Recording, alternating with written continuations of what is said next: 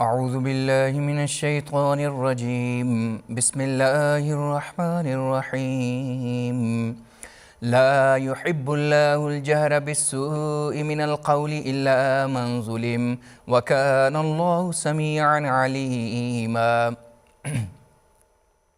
إن تبدوا خيرا أو تخفوه أو تعفوا عن سوء فإن الله كان عفوا قديرا.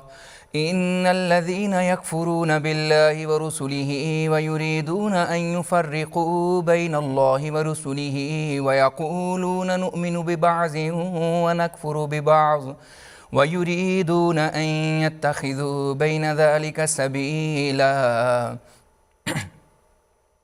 أولئك هم الكافرون حقا، وأعتدنا للكافرين عذابا مهينا. والذين آمنوا بالله ورسله ولم يفرقوا بين أحد منهم أولئك سوف يؤتيهم أجورهم، وكان الله غفورا رحيما.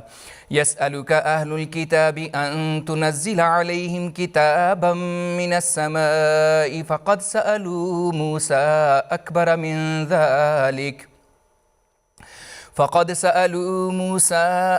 من ذلك فقالوا أرنا الله جهرة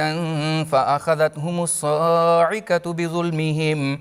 ثم اتخذوا العجل من بعد ما جاءتهم البينات فعفونا عن ذلك وآتينا موسى سلطانا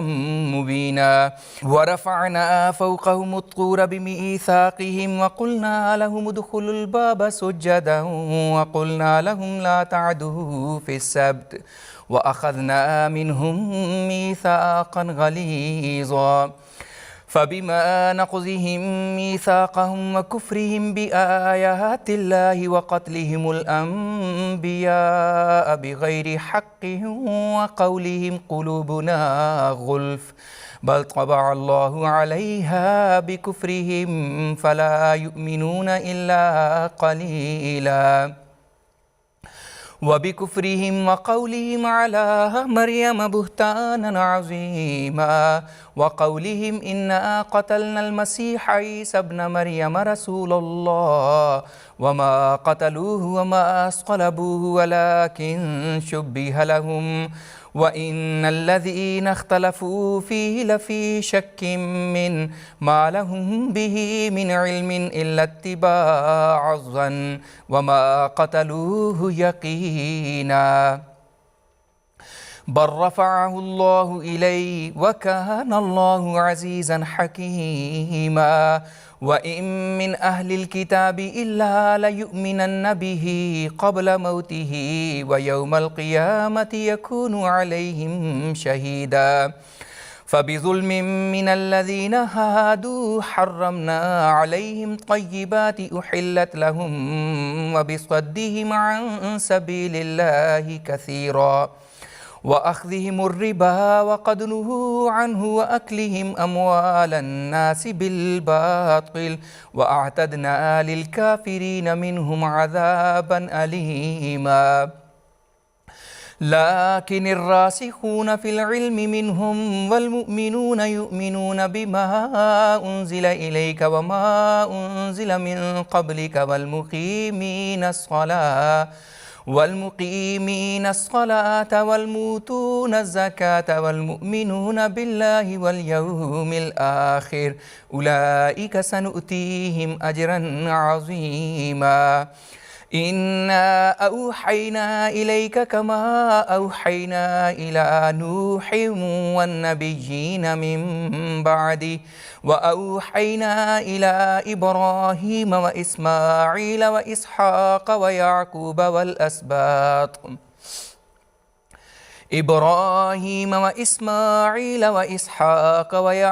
والأسباط وعيسى وأيوب ويونس وهارون وسليمان وآتينا داود زبورا ورسلا قد قصصناهم عليك من قبل ورسلا لم نقصصهم عليك وكلم الله موسى تكليما رسلا مبشرين ومنذرين لئلا يكون للناس على الله حجة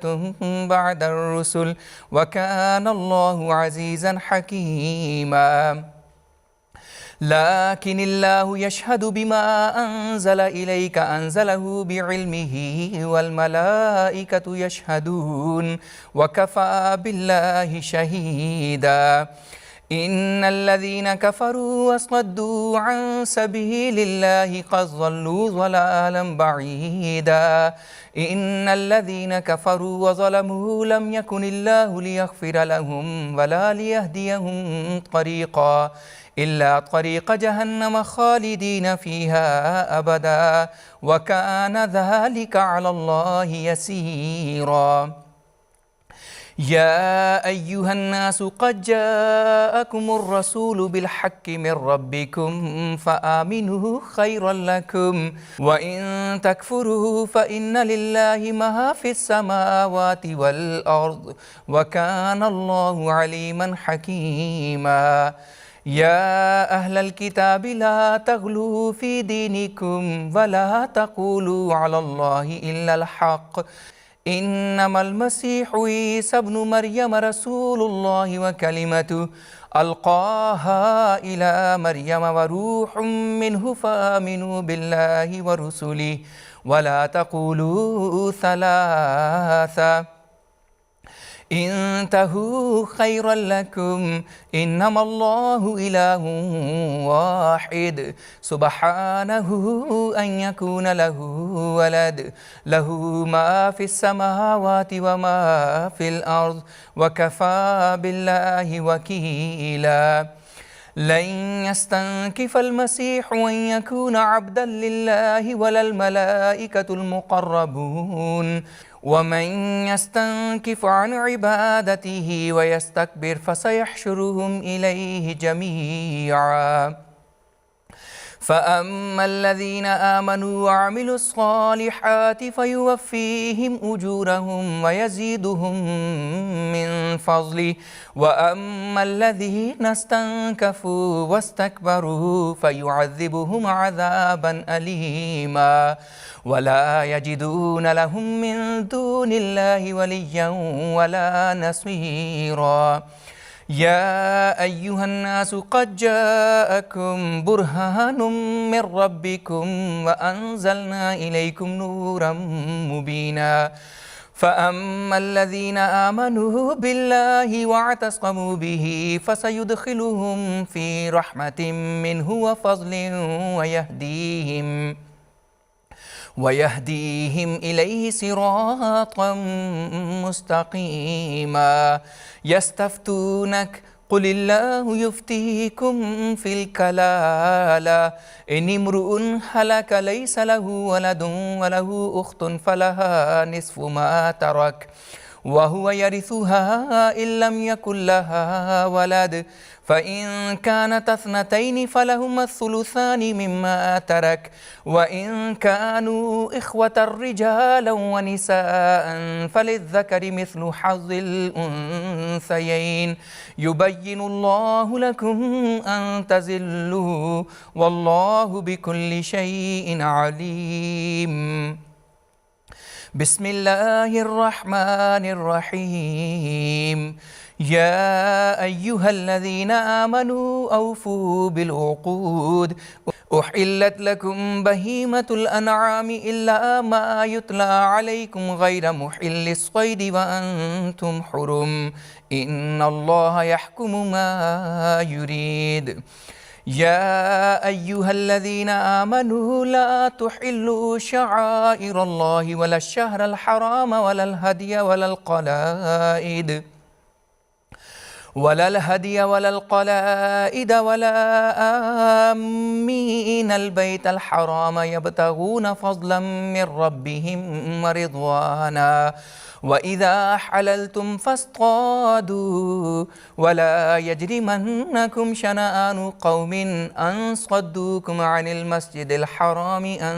تعتدوا وتعاونوا على البر والتقوى ولا تعاونوا على الإثم والعدوان واتقوا الله إن الله شديد العقاب حرمت عليكم الميتة والدم ولحم الخنزير وما أهل لغير الله به والمنخنقة والموقوذة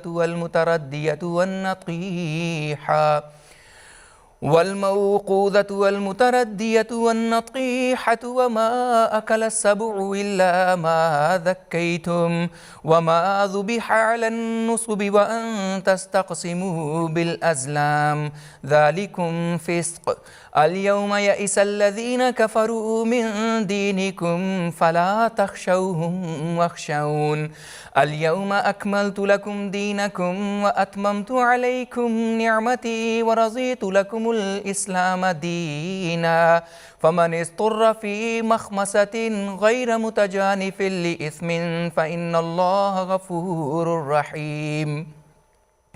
يسألونك ماذا أحل لهم قل أحل لكم الطيبات وما علمتم من الجوارح مكلبين تعلمونهن مما علمكم الله فكلوا مما أمسكنا عليكم واذكروا اسم الله عليه واتقوا الله إن الله سريع الحساب. اليوم أحل لكم الطيبات وطعام الذين أوتوا الكتاب حل لكم وطعامكم حل لهم. والمحصنات من المؤمنات والمحصنات من الذين أوتوا الكتاب من قبلكم إذا آتيتموهن أجورهن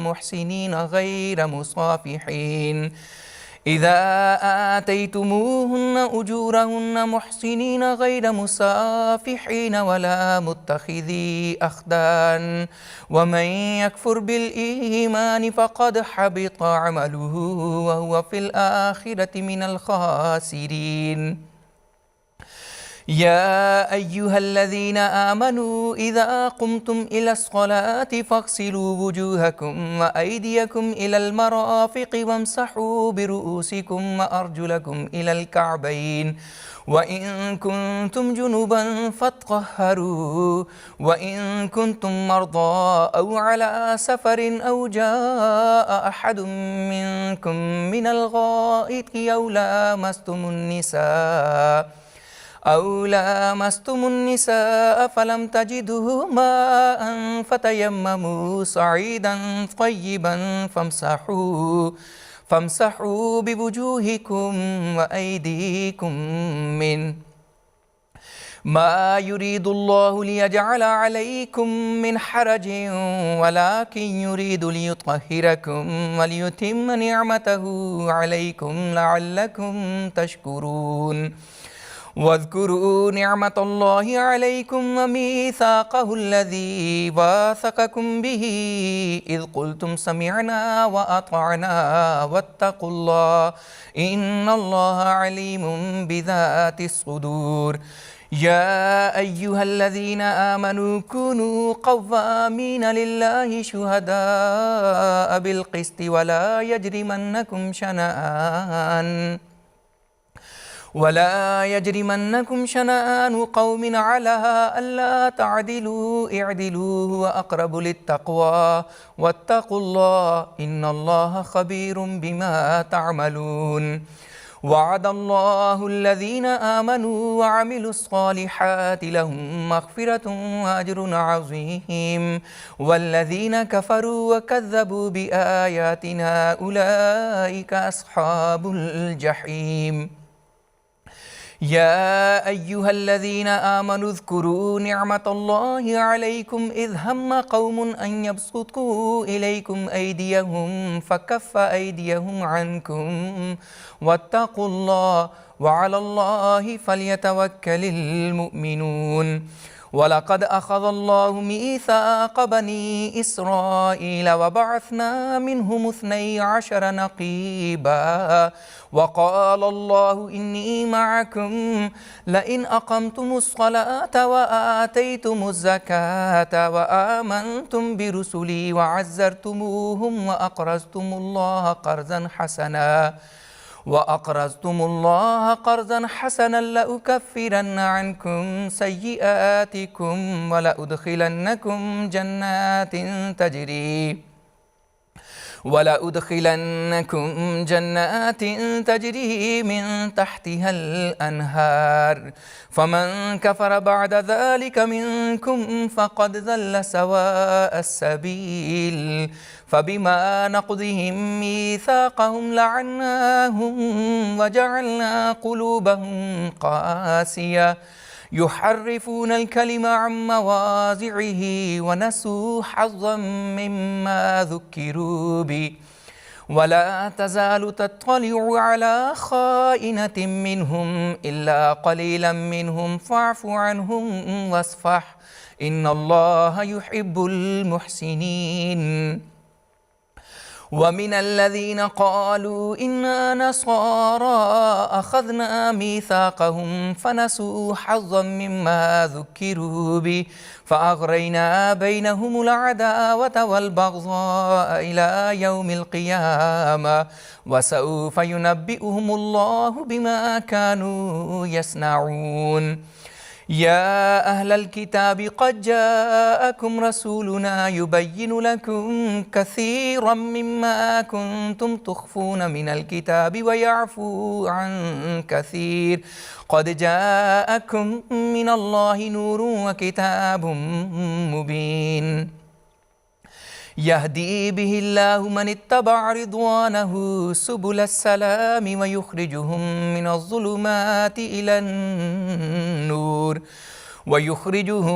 الظلمات إلى النور بإذنه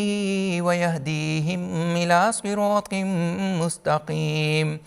لقد كفر الذين قالوا إن الله هو المسيح ابن مريم قل فمن يملك من الله شيئا إن أراد أن يهلك المسيح ابن مريم وأمه ومن في الأرض جميعا ولله ملك السماوات والأرض وما بينهما يخلق ما يشاء والله على كل شيء قدير وقالت اليهود والنصارى نحن أبناء الله وأحباؤه قل فلم يعذبكم بذنوبكم بل أنتم بشر ممن خلق يغفر لمن يشاء ويعذب من يشاء ولله ملك السماوات والأرض وما بينهما وإليه المصير يا أهل الكتاب قد جاءكم رسولنا يبين لكم على فترة من الرسل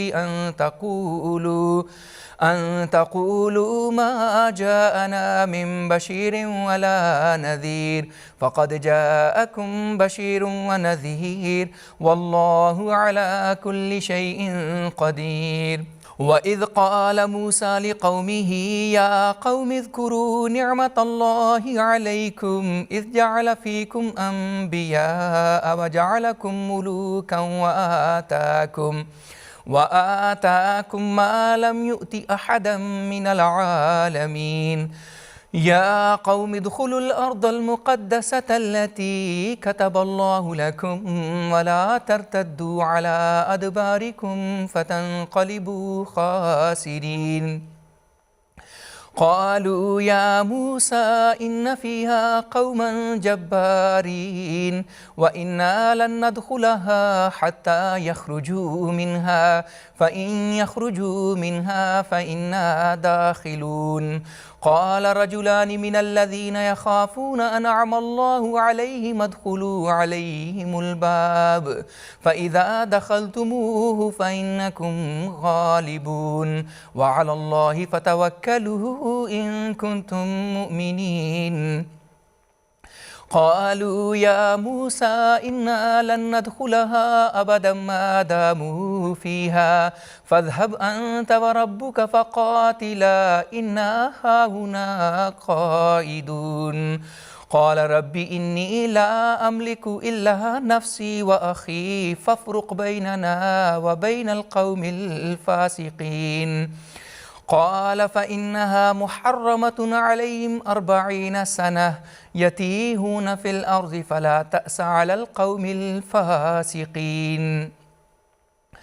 واتل عليهم نبأ ابني آدم بالحق إذ قربا قربانا فتقبل من أحدهما ولم يتقبل من الآخر قال لأقتلنك قال إنما يتقبل الله من المتقين لئن بسطت إلي يدك لتقتلني ما أنا بباسط يدي إليك لأقتلك إني أخاف الله رب العالمين إني أريد أن تبوء بإثمي وإثمك فتكون من أصحاب النار وذلك جزاء الظالمين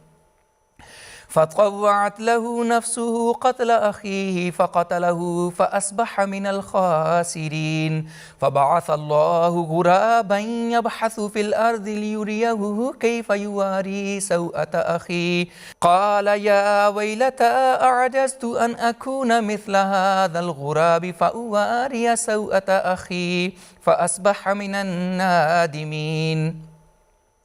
من أجل ذلك كتبنا على بني إسرائيل أنه من قتل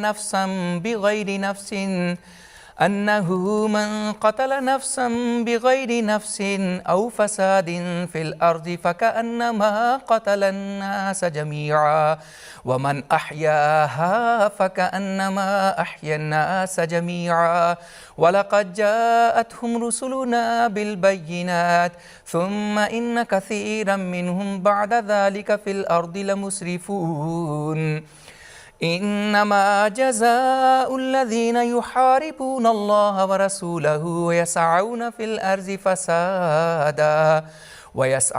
الأرض فسادا أن يقتلوا أو يصلبوا أو تقطع أيديهم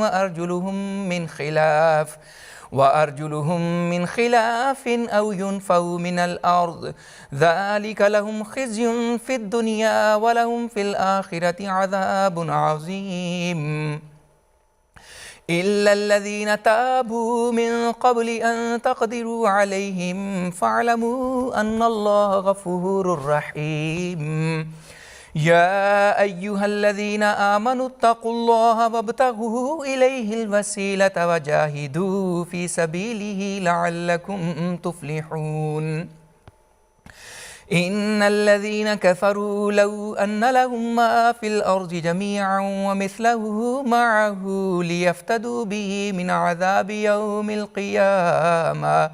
ليفتدوا به من عذاب يوم القيامة ما تقبل منهم ولهم عذاب أليم يريدون أن يخرجوا من النار وما هم بخارجين منها ولهم عذاب مقيم والسارق والسارقة فاقطعوا أيديهما جزاء بما كسبا نكالا من الله والله عزيز حكيم فمن تاب من بعد ظلمه وأصلح فإن الله يتوب عليه إن الله غفور رحيم ألم تعلم أن الله له ملك السماوات والأرض يعذب من يشاء ويغفر لمن يشاء والله على كل شيء قدير يا أيها الرسول لا يحزنك الذين يسارعون في الكفر من الذين قالوا آمنا بأفواههم ولم تؤمن قلوبهم ومن الذين هادوا سماعون للكذب سماعون لقوم آخرين لم يأتوك يحرفون الكلم من بعد مواضعه يقولون إن أوتيتم هذا فخذوه وإن لم تؤتوه فاحذروا ومن يرد الله فتنته فلن تملك له من الله شيئا أولئك الذين لم يرد الله أن يطهر قلوبهم لهم في الدنيا خزي ولهم في الآخرة عذاب عظيم سماعون للكذب أكالون للسحت فإن جاءوك فاحكم بينهم أو أعرض عنهم وإن تعرض عنهم فلن يضروك شيئا وإن حكمت فاحكم بينهم بالقسط إن الله يحب المقسطين وكيف يحكمونك وعندهم التوراة فيها حكم الله ثم يتولون من بعد ذلك وما أولئك بالمؤمنين إنا أنزلنا التوراة فيها هدى ونور يحكم بها النبيون الذين أسلموا للذين هادوا والربانيون والأحبار بما استحفظوا من كتاب الله وكانوا عليه شهداء فلا تخشوا الناس واخشوني ولا تشتروا بآياتي ثمنا قليلا ومن لم يحكم بما أنزل الله فأولئك هم الكافرون وكتبنا عليهم فيها أن النفس بالنفس والعين بالعين والأنف بالأنف والأذن بالأذن والسن بالسن والجروح قصاص فمن تصدق به فهو كفارة له ومن لم يحكم بما أنزل الله فأولئك هم الظالمون وقفينا على آثارهم بعيسى ابن مريم مصدقا لما بين يديه من التوراة وآتيناه الإنجيل فيه هدى ونور ومصدقا لما بين يديه من التوراة وهدى وموعظة للمتقين وليحكم أهل الإنجيل بما أنزل الله فيه ومن لم يحكم بما أنزل الله فأولئك هم الفاسقون وأنزلنا إليك الكتاب بالحق مصدقا لما بين يديه من الكتاب ومهيمنا عليه فاحكم بينهم بما أنزل الله ولا تتبع أهواءهم عما جاءك من الحق لكل جعلنا منكم شرعة ومنهاجا ولو شاء الله لجعلكم أمة واحدة ولكن ليبلوكم فيما آتاكم فاستبقوا الخيرات إلى الله مرجعكم جميعا فينبئكم بما كنتم فيه تختلفون وأن احكم بينهم بما أنزل الله ولا تتبع أهواءهم واحذرهم أن يفتنوك عن بعض ما أنزل الله إليك فإن تولوا فاعلم أنما يريد الله أن يصيبهم ببعض ذنوبهم وإن كثيرا من الناس لفاسقون أفحكم الجاهلية يبغون ومن أحسن من الله حكما لقوم يوقنون يا أيها الذين آمنوا لا تتخذوا اليهود والنصارى أولياء بعضهم أولياء بعض ومن يتولهم منكم فإنه منهم إن الله لا يهدي القوم الظالمين فترى الذين في قلوبهم مرض يسارعون فيهم يقولون نخشى أن تصيبنا دائرة فعسى الله أن يأتي بالفتح أو أمر من عنده فيصبحوا على ما أسروا في أنفسهم نادمين ويقول الذين آمنوا أهؤلاء الذين أقسموا بالله جهد أيمانهم إنهم لمعكم حبطت أعمالهم فأصبحوا خاسرين يا أيها الذين آمنوا من يرتد منكم عن دينه فسوف يأتي الله بقوم يحبهم ويحبونه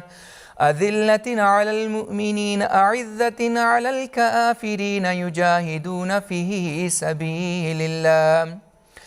أذلة على المؤمنين أعزة على الكافرين يجاهدون في سبيل الله ولا يخافون لومة لائم ذلك فضل الله يؤتيه من يشاء والله واسع عليم إنما وليكم الله ورسوله والذين آمنوا الذين يقيمون الصلاة ويؤتون الزكاة وهم راكعون ومن يتول الله ورسوله والذين آمنوا فإن حزب الله هم الغالبون يا أيها الذين آمنوا لا تتخذوا الذين اتخذوا دينكم هزوا ولعبا من الذين أوتوا الكتاب من قبلكم والكفار أولياء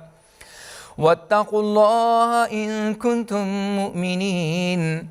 وإذا ناديتم إلى الصلاة اتخذوها هزوا ولعبا ذلك بأنهم قوم لا يعقلون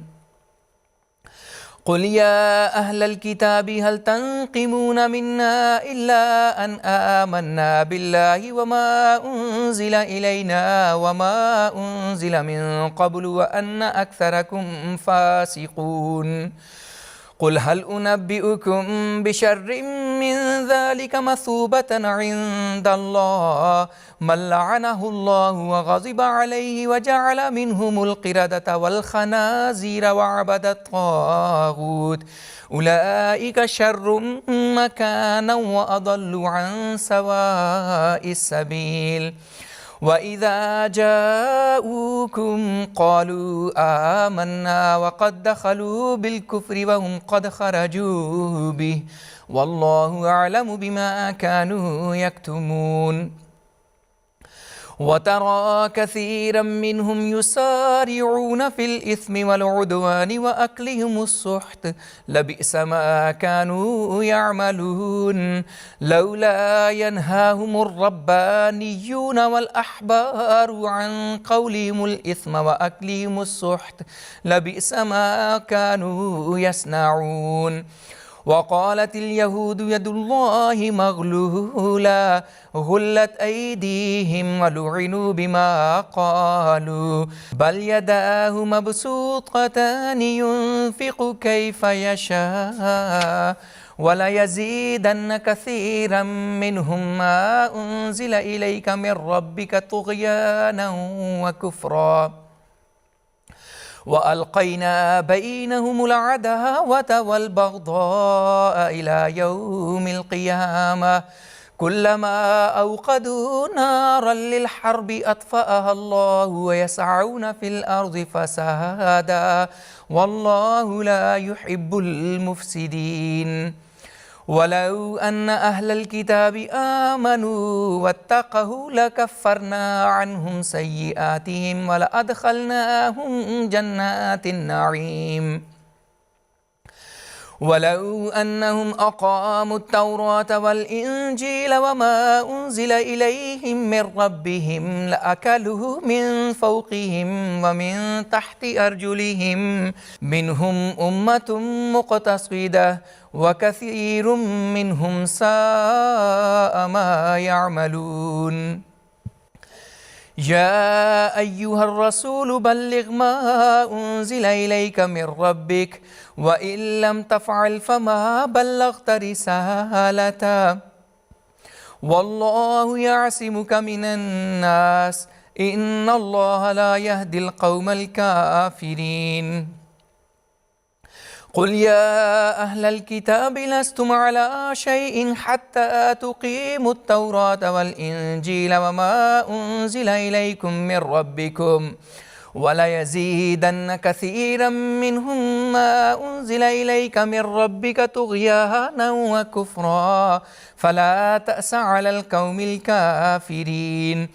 إن الذين آمنوا والذين هادوا والصابئون والنصارى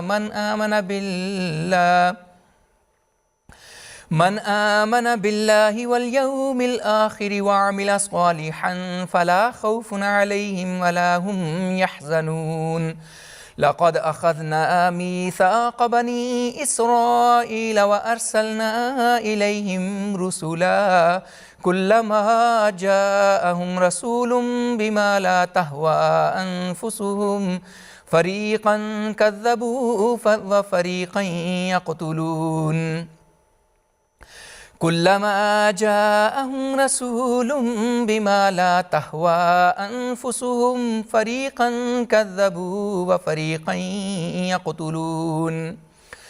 وحسبوا ألا تكون فتنة فعموا واصطموا ثم تاب الله عليهم ثم عموا واصطموا كثير منهم والله بصير بما يعملون لقد كفر الذين قالوا إن الله هو المسيح ابن مريم وقال المسيح يا بني إسرائيل اعبدوا الله ربي وربكم إنه من يشرك بالله فقد حرم الله عليه الجنة ومأواه النار وما للظالمين من أنصار لقد كفر الذين قالوا إن الله ثالث ثلاثة وما من إله إلا إله واحد وإن لم ينتهوا عما يقولون ليمسن الذين كفروا منهم عذاب أليم أفلا يتوبون إلى الله ويستغفرون والله غفور رحيم ما المسيح ابن مريم إلا رسول قد خلت من قبله الرسل وأمه صديقة كانا يأكلان الطعام انظر كيف نبين لهم الآيات ثم انظر أنا يؤفكون قل أتعبدون من دون الله ما لا يملك لكم ضرا ولا نفعا والله هو السميع العليم قل يا أهل الكتاب لا تغلوا في دينكم غير الحق ولا تتبعوا أهواء